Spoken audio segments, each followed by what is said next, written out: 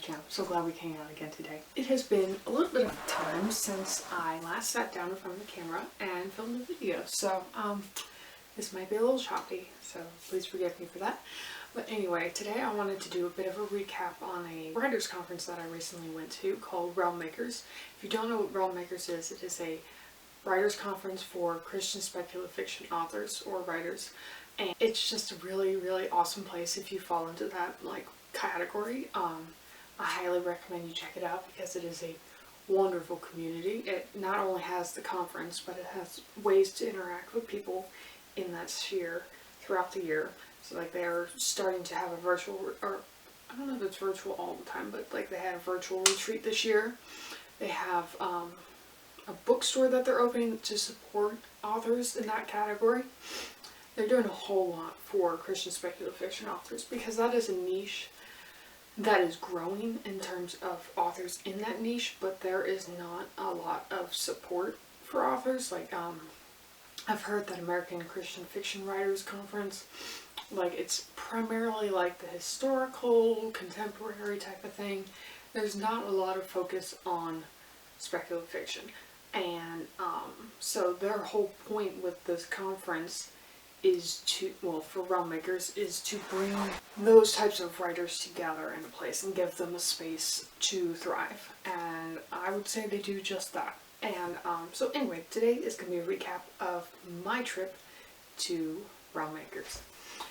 This year it was back in St. Louis, Missouri, and that's about maybe 10.5 hours from where I live. So my co-author, Helena, and I decided we were going to carpool. We did the same thing last time we went, which was in 2019. Then it was also in St. Louis. So we were familiar with the hotel, we were familiar with the drive, all of that. So we had a good bit of planning that we already knew that we needed to do. So we took 2 days to get there because we had a vendor table. We needed to be there by a certain time to set up. So we drove 2 days. Thankfully, partway there, we decided we were going to call hotels because the one we were going to stay at, turns out they were all booked up. And that would have been really disappointing had we rolled in and they'd be like, oh, we don't have any rooms, and us not knowing where on earth we were going to stay that night. So anyway, thankfully we called hotels and we were able to find a hotel that was a little bit further than where we were planning on stopping, but it's still a place to lay your head for the night, and wasn't on the side of the road or anything, so our parents were thankful for that. But anyway, we took 2 days to get there. We got there about 11-ish, 11:30-ish on Thursday morning, and we quickly set up our table, and that was really cool. That's kind of surreal to have your books on a table that people can go see and purchase. The other fun thing about our vendor table was it was smack dab between the two doors into the main conference hall. So the room where most of the keynote, all the announcements, all the big things happen in this room. And so our vendor table was right between the doors going into that room. So everybody had to walk past it. So that was really, really cool. So anyway, we set up our table. We had a roommate that we were going to share a room with that weekend, and she was going to be there a little bit later. So basically we just registered, we just chilled out, we went for lunch, and just kind of had a little bit of a chill time getting acclimated to the setting and all that. And yeah, we just kind of wandered around. We hooked up with some people that we knew, though a lot of people who were already there were in the pre-conference workshop, which goes on Thursday morning into a little bit of the afternoon. So they were kind of tied up at the moment. So anyway, later our roommate showed up. We got into our room, we pulled out all our stuff, and the one thing about Realm Makers is we're a bunch of nerds, and one of the fun things there is they have a costume dinner. The awards banquet there, you can wear costumes. And you never know what people are going to bring. So for us, we had, Helena had not one, not two, but 3 swords that we had to carry through the hotel without arousing suspicion. So anyway, we had to roll that through. But we got everything safely in the room. The room was a whole thing, but I'm not going to get into that because that's not the point of the video. But anyway, we got in the room, got all our stuff in there, and then 4 o'clock rolls around, and that is the start of the keynote, which was fantastic. The keynote speaker this year was Frank Peretti, who I don't really read any of his things, but you know, he's a big name in the genre, in the world, and he was fantastic. The keynote was inspiring, it was edifying, he was funny, he was a great presenter, excellent. It was an excellent speech. He had us laughing from start to finish. He inspired us, he encouraged us, he prayed for us. It was really, really wonderful. So that was the keynote, and then we proceeded to be able to go for dinner. And so we kind of, let's see, where did we go for dinner? I think we went to Panera, which was fine. Well, we went there for dinner, and then after that, we came back, and a lot of us went and did a jam session, because we were kind of planning something fun for the next night for the awards dinner. And so anyway, we were kind of practicing / feeling it out. So anyway, we gathered a whole bunch of Romies, and we started just jamming. I brought my violin, and Helena brought her guitar, her mandolin, and keyboard, and we kind of gathered a bunch of people who either played instruments or sang or whatever, and we just played In Dreams over and over and over again, like hunting down people to come join us, and it just kept building and building, and it was perfect. It was wonderful. It was beautiful. We had such a good time. I don't think I've ever played In Dreams that many times in one go. So that was really fun, but it was beautiful. You know, we had an alto part and a soprano part for the singers. It was beautiful. I was, you know, playing the violin. Helena was playing the mandolin. We were having a great time. And so anyway, that was Thursday. So great time. I stayed up until 2, basically, which is very unlike me. I don't normally do that. Normally I'm in bed by 9. So that was kind of funny. But anyway, the next day I got up. It was Friday, and that was the first full day of the conference. And you know, I kind of eased into the day. I, you know, got some coffee, got some food, kind of eased into it. And then you start off with like the big stuff. So this is when you really get into the sessions and the classes and all that. So they started off, I think, so we have 4 sessions on Thursday. Two of them were part of the continuing sessions, which is a 3-part session over the weekend. So there's 2 on Friday, 1 on Saturday that you go and attend, and that is where the instructor can cover 6 hours of material instead of like 1. And so it's very good. I went to a session kind of on marketing, but like heartfelt marketing, which was really cool. It was great. He was a great instructor. I really enjoyed it. I walked away with a lot of inspiration for marketing, and not feeling kind of as daunted by it, and so that was good. So that was my continuing session. So one of my first classes was by Nadine Brandis, who, if you don't know, is the author of Fox, Romanoff, and the Out of Time series. And hers was fabulous. It was how to pitch your novel without sounding like a robot. It was great, even though I decided to cancel my pitches this year. It was very helpful for future pitching. I got some tips and tricks, and I'm really excited to implement those and figure out how to pitch my novel without, you know, sounding like a complete idiot or whatever. So I'm very excited about that.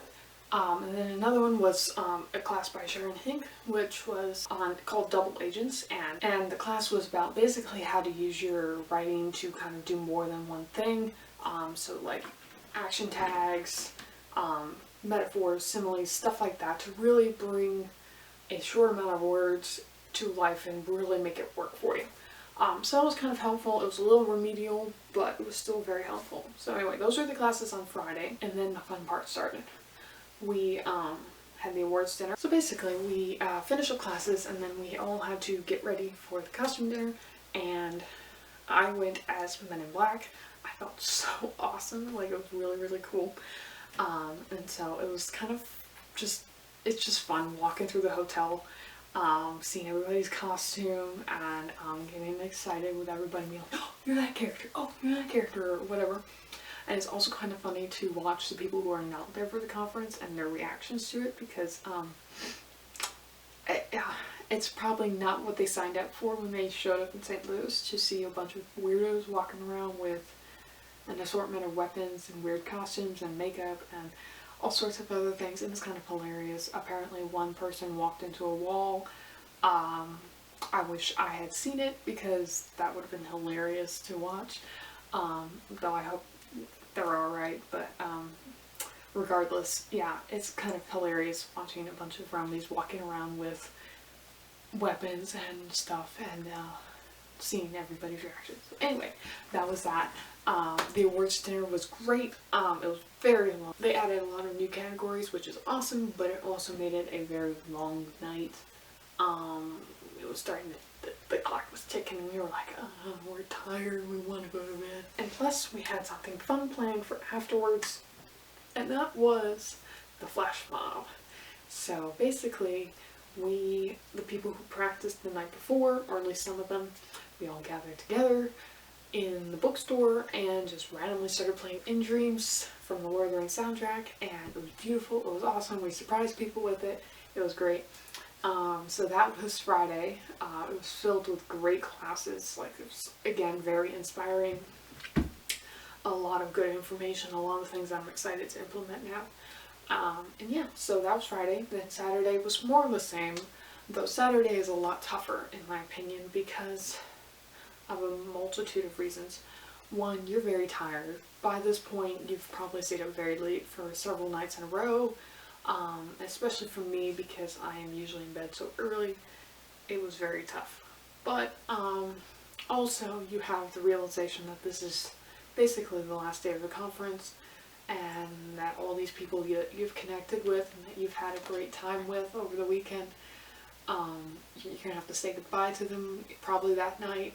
And you know, it's a little bit tougher to really get into that day, knowing all of that, because you expect it to be a lot longer than it actually is, and it's kind of just really tough. But anyway, again, I had a continuing session, I think 2 more other classes. Oh yes, and there was a Q&A for Frank Peretti, which was hilarious, awesome.